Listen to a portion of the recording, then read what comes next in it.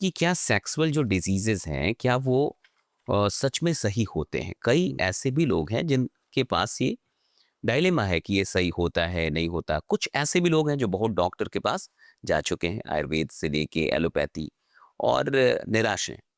क्योंकि मुझे ऐसा लगता है कि अभी भी आयुर्वेद के इस पूरे फील्ड में ऐसा मेरा अपना मानना है कि 100 लोगों से मिलिए तो मुश्किल से कोई एक सही आदमी आपको मिल जाएगा जो सच में उसका इंटेंशन आपको ठीक करने को लेके है, ना कि सिर्फ पैसा बनाने को लेके है।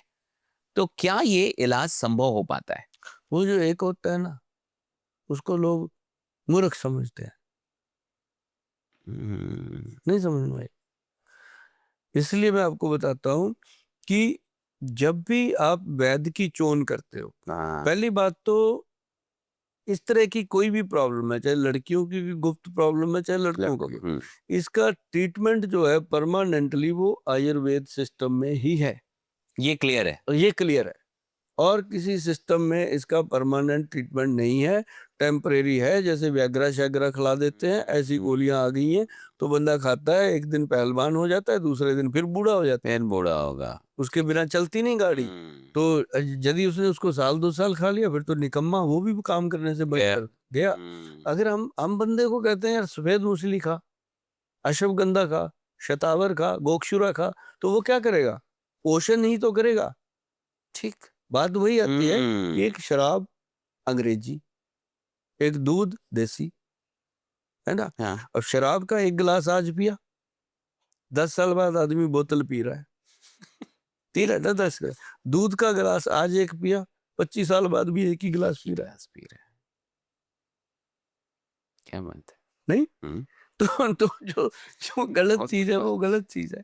तो हम्म, आयुर्वेद जो है वो पोषण करता है, वो उस चीज को वहीं संभाल के रखता है। जो जो जो एलोपैथी है वो उस चीज को संभालती है, संभालते संभालते संभालते संभालते उसकी डोज बढ़ती जाती है।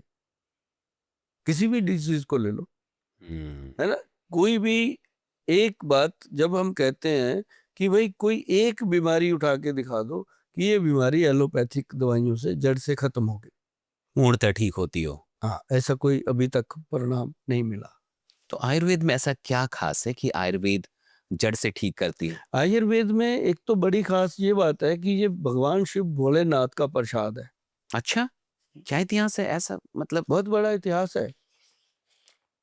सबसे बड़े जो नाड़ी वैद्य हुए, जो नब्ज देखने वाले नाड़ी वैद्य सबसे बड़े हुए हैं, इतिहास गवाह है इस बात का, वो हुए हैं हमारे महाविद्वान रावण। अच्छा। हाँ, उन्होंने एक किताब लिखी है रावण संहिता।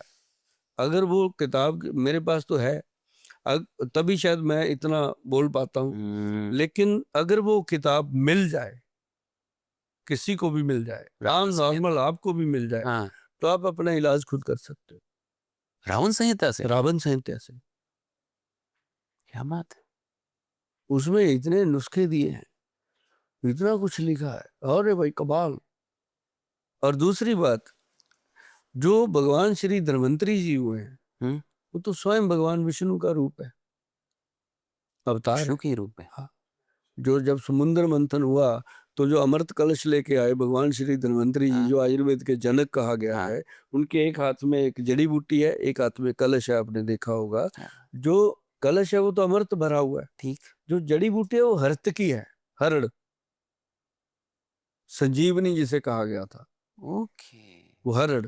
तो जैसे ही असुरों में और देवताओं में युद्ध हुआ, तो वो अमृत को छीनने के लिए, तो भगवान श्री विष्णु जी मोहिनी रूप लेके उस कलश को लेके देखे।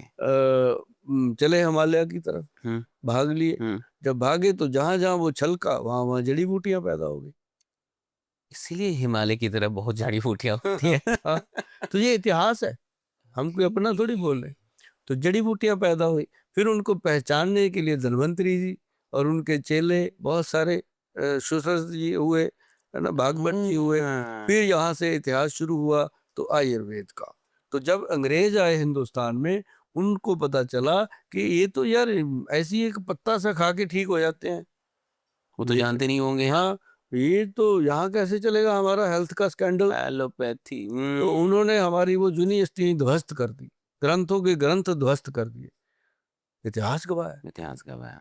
उन्होंने हमारा आयुर्वेद को ध्वस्त कर दिया, लेकिन आयुर्वेद एक ऐसा संजीवनी है, धीरे धीरे निकलता निकलता कोरोना काल में फिर बाहर आ गया। कोरोना के बाद तो बहुत मतलब बूम कोरोना एंड कोरोना के बूम बाद तो गजब का बूम हुआ। अब देखो, पहले तो हमारे जो बहुत ही आदरणीय स्वामी रामदेव जी हुए, उन्होंने आयुर्वेद को बहुत ऊपर उठाया। हम उनका आदर करते हैं, सत्कार करते हैं। हम उनको मिले नहीं, कभी देखा नहीं, नो पर्सनली नहीं मिले, लेकिन जो उन्होंने आयुर्वेद के लिए किया, जो मोदी जी ने किया, वो नहीं कोई कर सकता। बहुत सही। मोदी जी ने आयुर्वेद के लिए कितना किया। चलती फिरती वो नेचुरोपैथी मशीन है मोदी जी। आयुष मंत्रालय तक आयुष लेके आए। मंत्रालय ये बहुत बड़ी इनिशिएटिव। अरे भाई साहब, उन्होंने मतलब आपको एक घर दे दिया, छत दे दी, जो बिखर गया था उसको समेट के दोबारा बना दिया। जो अंग्रेज बर्बाद बहुत कर बड़ा गए थे, कंट्रीब्यूशन है उनका। अंग्रेज बर्बाद कर गए थे, हम्म। उस चीज को दोबारा खड़े कर दिया, और जो दुनिया तक रहेगा।